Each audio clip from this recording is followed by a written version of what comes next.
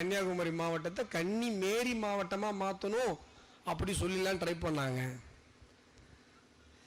கன்னியாகுமரி பகவதி அம்மன் கோவில் இருக்கிறது இருக்கா?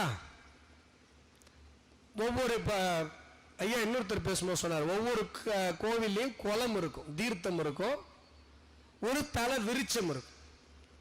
கன்னியாகுமரி பகவதி அம்மன் கோவிலுடைய தீர்த்தம் என்னங்க? கன்னியாகுமரி பகவதி அம்மன் கோவிலுடைய தீர்த்தம் அந்த திருவேணி சங்கமம், முக்கடலும் சங்கமிக்கிற அந்த கடல் தான் அந்த கன்னியாகுமரி பகவதி அம்மனுடைய தீர்த்தம். சரிதானுங்க? பெரியவங்க நான் சொல்றது தப்பா இருந்தா சொல்லுங்க, அதான் தீர்த்தம். அப்போ அந்த தீர்த்தத்தில் நீராட வேண்டும் என்று சொன்னால் கன்னியாகுமரி பகவதி அம்மனுடைய கிழக்கு கோபுரத்தின் வழியாக வல்ல வந்து பார்த்தீங்கன்னா கடல்ல இறங்கிறதுக்கு ஒரு படிக்கட்டு இருக்கும், அங்க போய் நீராடிட்டு பகவதி அம்மனை போய் தரிசிக்கணும். அந்த கிழக்கு கோபுரம் வாசல் திறந்திருக்கிறதா? திறந்திருக்கா? இல்ல, மூடி இருக்கு. மூடி இருக்கா?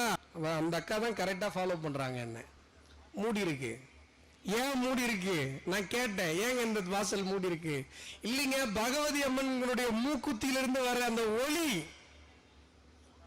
மீனவர்களுக்கு கலங்கரை விளக்கம் என்று நினைத்தவர்கள் குழம்பி விட்டார்கள். இதை கேட்கும் போது நமக்கு ரொம்ப பெருமிதமா இருக்கு. அடடே, நம்முடைய பகவதி அம்மனுடைய மூக்குத்திலிருந்து வர ஒளி கலங்கரை விளக்கத்தை விட ஒளியாக இருக்கிறதா? அதனால இந்த கோபுரம் மூடப்பட்டிருக்கிறதா? ஏங்க, அந்த கோயிலை கட்டின ராஜாவுக்கு தெரியாதாங்க இந்த விஷயம்? என்னங்க இது? அந்த இடத்துல ஏங்க வாசல் வைக்கணும்? அந்த வாசலுக்கு எதிரில் ஏங்க தீர்த்தம் நீராடுவதற்காக ஒரு படித்துறையை வைக்கணும்? இந்த தீர்த்தம், அந்த தீர்த்தம் தான், அந்த கடல் தான், அந்த முக்கடல் சங்கமிக்கிற அந்த பகுதி தான் கன்னியாகுமரி அம்மனுடைய தீர்த்தம் என்று ஏன் வைக்க வேண்டும்?